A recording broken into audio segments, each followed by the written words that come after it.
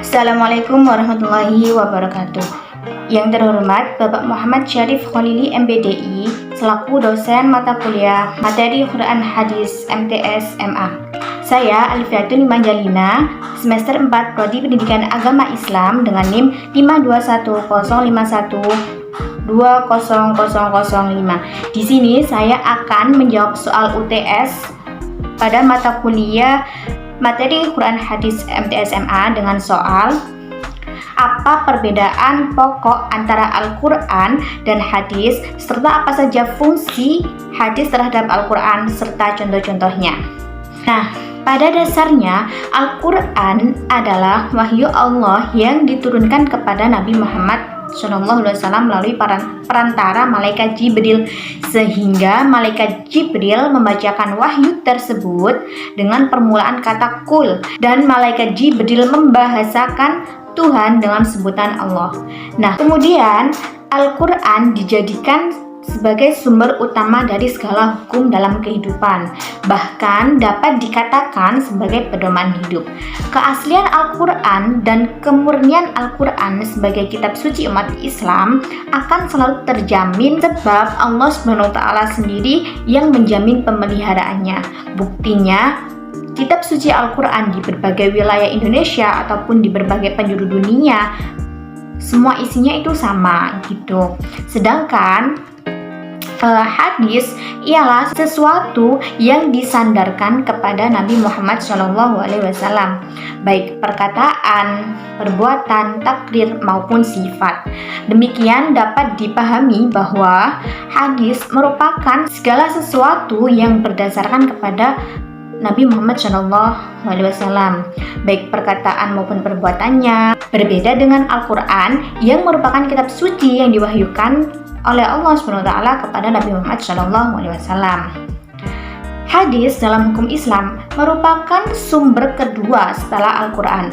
Adapun fungsi hadis adalah sebagai penjelas serta penyempurna ajaran-ajaran Islam yang disebutkan di dalam Al-Quran. Jadi dapat dipahami, sumber hukum Islam yang utama adalah kitab suci Al-Quran, dan hadis merupakan penjelas dari ajaran-ajaran yang disebutkan di dalam Al-Quran. Nah, berikut ini saya akan memaparkan fungsi hadis terhadap Al-Quran. Yang pertama, fungsi hadis terhadap Al-Quran adalah memperkuat hukum yang sudah ada pada Al-Quran.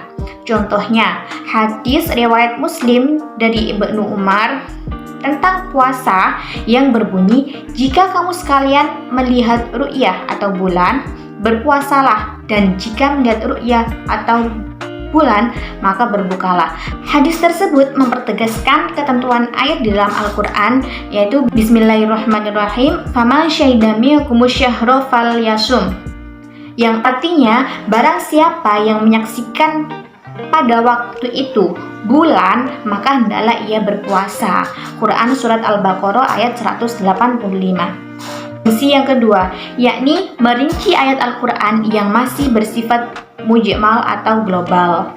Contohnya, hadis riwayat Bukhari tentang tata cara sholat yang berbunyi, sholatlah kamu sekalian sebagaimana engkau melihat aku sholat. Nah, hadis tersebut menjelaskan ayat dalam Al-Quran yang berbunyi, Bismillahirrahmanirrahim, wa aqimus sholata wa atuz zakata warka'u ma'ar-raki'in, yang artinya tegakkanlah sholat, tunaikanlah zakat, dan rukuklah beserta orang-orang yang rukuk.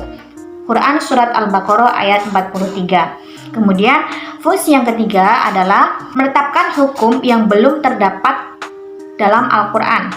Contoh, hadis tentang janin yang mati dalam kandungan induknya. Nah, jadi hadis tersebut itu berbunyi, sembelihlah janin mengikuti sembelihan induknya. Hadis riwayat At-Tirmizi. Kemudian fungsi yang keempat adalah membatasi ayat Al-Quran yang bersifat umum. Nah, contoh dari fungsi ini adalah hadis riwayat At-Tirmizi tentang wasiat ahli waris yang berbunyi,